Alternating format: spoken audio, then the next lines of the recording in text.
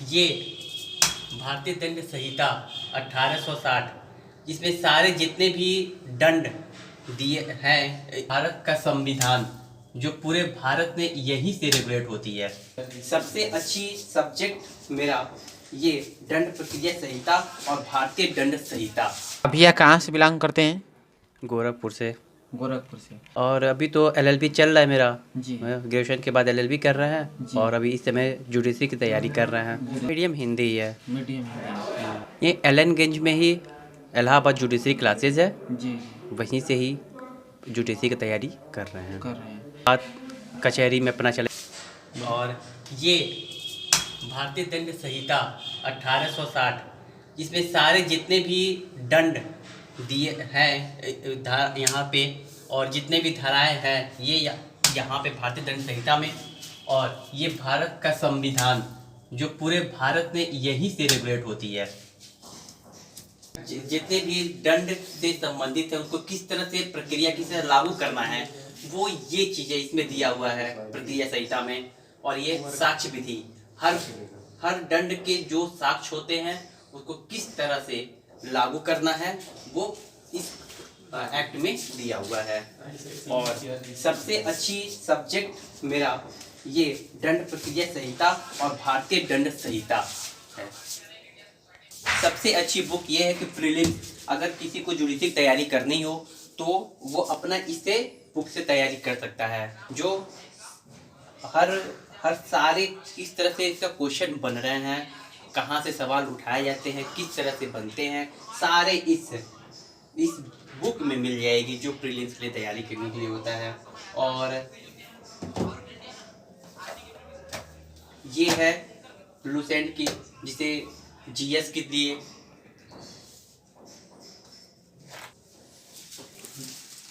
दंड के विषय में जितने भी धाराएं लागू होती हैं वो सारे यहाँ पे बुक है। हेलो फ्रेंड्स, नमस्कार। स्वागत है आप सभी लोग का हमारे चैनल इंडिया सोसाइटी वर्क में।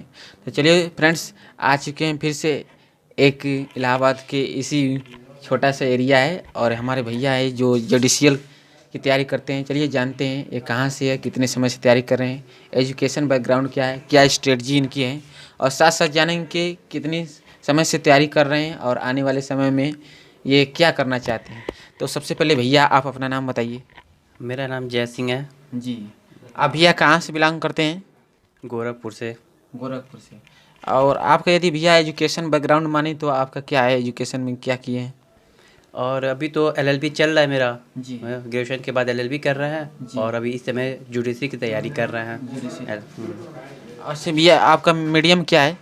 मीडियम हिंदी ही है। मीडियम हिंदी। कितने समय से तैयारी कर रहे हैं भैया?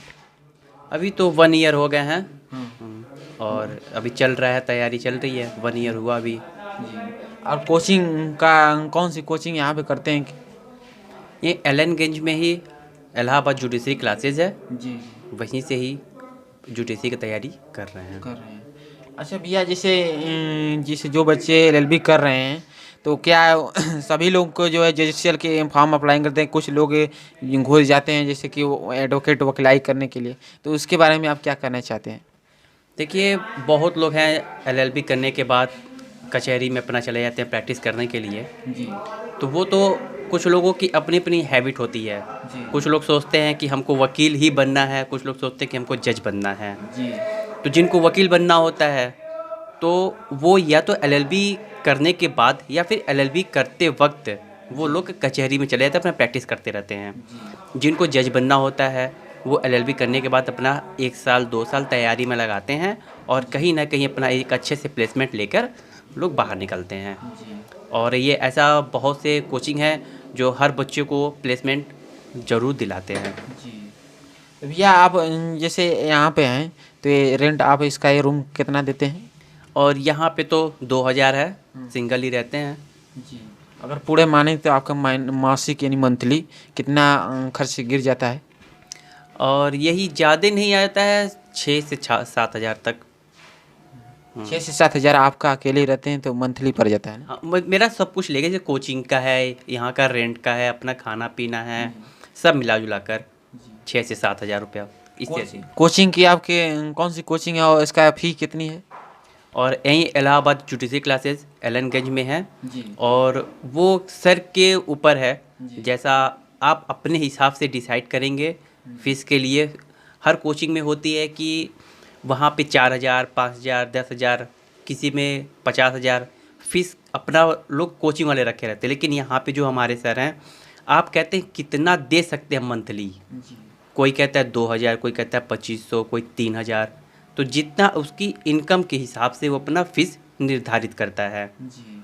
और उसके इसमें बाद कोई ज़बरदस्ती नहीं कि नहीं इतना हम लेंगे महीने के हिसाब से। इसमें जितना दे सकते हैं आप अपने हिसाब से, इनकम के हिसाब से, उसके अनुसार अब सर आपकी फ़ीस लेते हैं। हाँ हाँ हाँ। और यही है कि सर बताते हैं कि हमारे कोचिंग में एक गरीब से गरीब बच्चा और एक अमीर से अमीर बच्चा, सबकी फ़ीस एक बराबर है। जो जैसा चाहे वो वैसा अपना फ़ीस दे सकता है, किसी के ऊपर दबाव नहीं है। अच्छा, इससे हम पिछले साल यदि माने तो आपके कोचिंग से कितने बच्चे सेलेक्ट हुए हैं या फिर कोई रैंक आया है? और अभी तो हमें ज़्यादा दिन तो कोचिंग नहीं हुआ, अभी 1 ईयर हुए हैं। और अभी इस 1 ईयर में तो अभी कोई निकला नहीं है, लेकिन है बहुत बच्चे अपना सेलेक्ट हुए हैं। और सर अपने कैबिन में लगाए हुए हैं जी फ़ोटो वोटो सबका।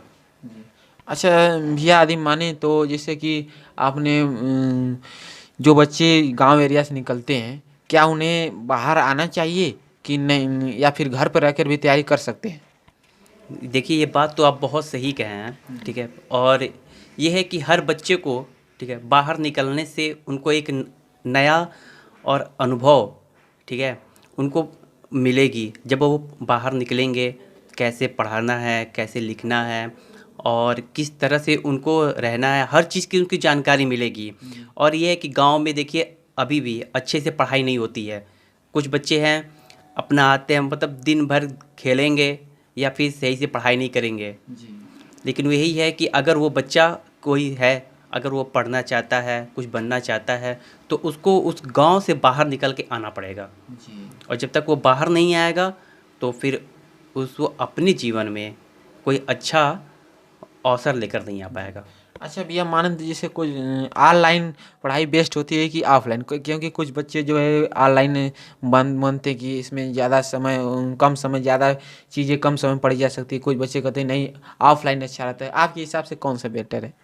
मेरे लिए ऑफलाइन है। ऑफलाइन। क्योंकि ऑनलाइन में ऐसा बहुत से सवाल होते हैं जो हम तुरंत नहीं पूछ सकते हैं। जी अब क्या है, ऑफलाइन में है जो समझ में नहीं आती है, हम वहाँ पे तुरंत सर से सवाल जवाब कर सकते हैं।